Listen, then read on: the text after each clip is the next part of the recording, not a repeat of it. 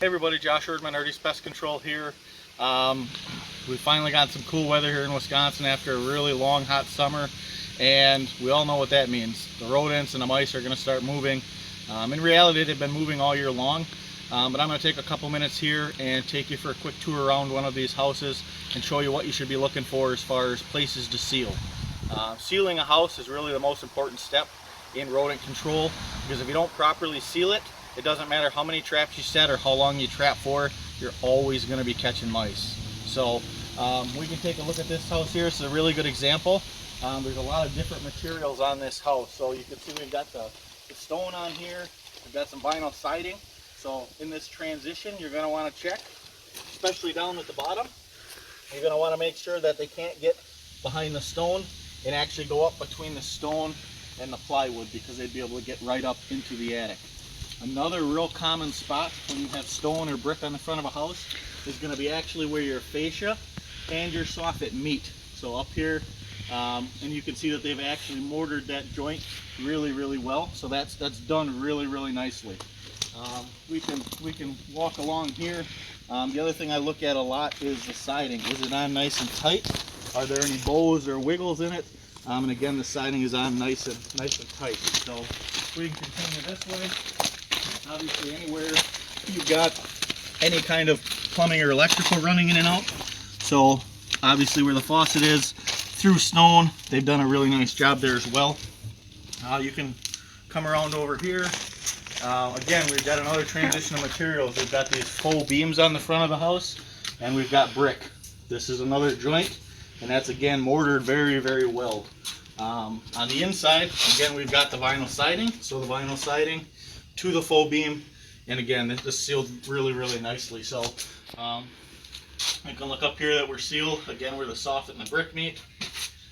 Same thing here. We've got a really nice tight transition. It's sitting down on this top cap, and there's really nowhere for them to get in there. So let's continue over here. You can see on this house there's a lot of different transitions. All of those are things that need to be looked at to make sure that you're getting proper sealing. Come around by the garage here. Real common spot is actually on the garage door jam trim. So right here, mice can get underneath, and what they can do is they can actually get between the brick and the plywood. This stone isn't attached flat to the plywood. There's a 3/4 to an inch gap. So if a mouse can get underneath here, get between the brick and the plywood, they can literally climb right up into your attic. It takes all of about 3.5 seconds for that to happen. So definitely need to check your garage door jam trims on each side of the garage. The other thing you're going to want to check is any garage service doors. So if you have service doors, you're going to want to check under your trim here as well. That one's sealed pretty good. This one's actually got a gap, so this one I would seal as well. If there's any defects in material or craftsmanship behind this trim, they go directly into the wall. Otherwise, they move up into the attic area. So you want to check those as well. And come this way here. A big misconception a lot of people have are decks. They think because I have a deck on my house, the mice are definitely getting in there. That's actually a really large misconception.